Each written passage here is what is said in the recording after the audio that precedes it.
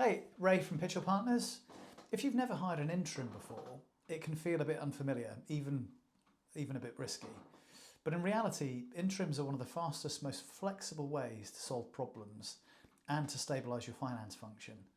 So let's walk through some of the common fears that clients share with us by way of a bunch of questions that I'll then answer for you.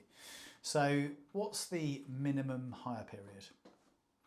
So this is usually something that we'll agree up front. During the briefing process, we'll set a likely duration, and that helps shape the shortlist and expectations, both sides, from yours as a client and also for the interims.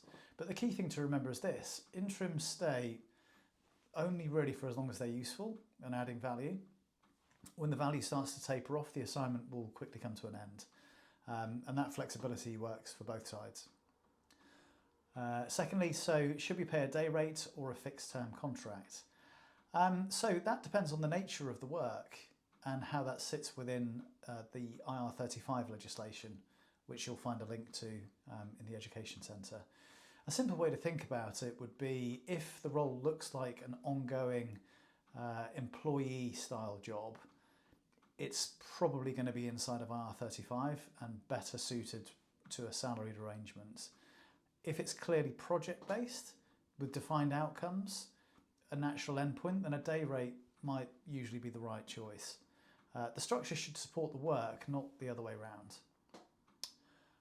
So another question: what hours do interims usually work? Interims are brought in really to deliver outcomes, so not to sit at a desk all day and just for the sake of it. Most will work fairly standard hours, especially in the pressure phases, but their mindset is different. They work the hours that they need to. They're not clock watchers. They're not worried about the kind of the optics about being in an office. They're there to fix something, support the team, and also to kind of keep the momentum high. So what if the hire isn't what we expected? So this really is where communication comes in. So at the start, we'll agree deliverables and success metrics. If something feels off, either capability, style, fit, it's usually best to address it as early as you can, either with us or with the interim directly, whatever you feel most comfortable with. Most misalignments are solved quickly, particularly if they're found early on in the assignment. So do we need to provide the IT equipment? And again, it depends. That will largely depend on your sector and data policy. So maybe in a banking or in a legal environment, you'd want to provide your own hardware so that you control all of the information and the data. Professional interims might already have their own equipment that they use. So most interims have their own professional setup and are perfectly happy using it unless your policies say otherwise. So how much notice do we need to give? And this is to terminate the assignment. Ordinarily 1 week is common, but again, it's totally flexible.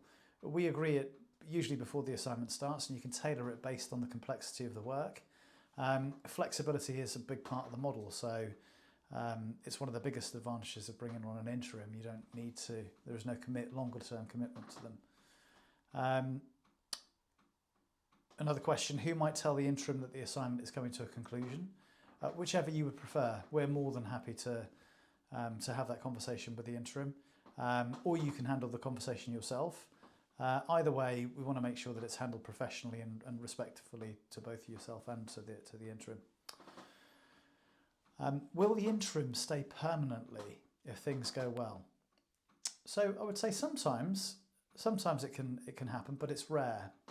Most interims enjoy the variety. They love the problem-solving element to what they're doing. They enjoy jumping into a new challenge, delivering, and then going on to whatever the next assignment might be.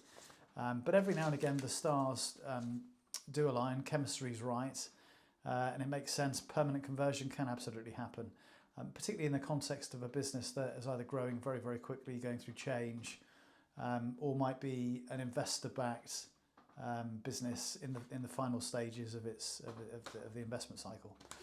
So if you're thinking about hiring an interim and want to talk through your situation, then get in touch. We'd be more than happy to help you figure out what that right approach might be.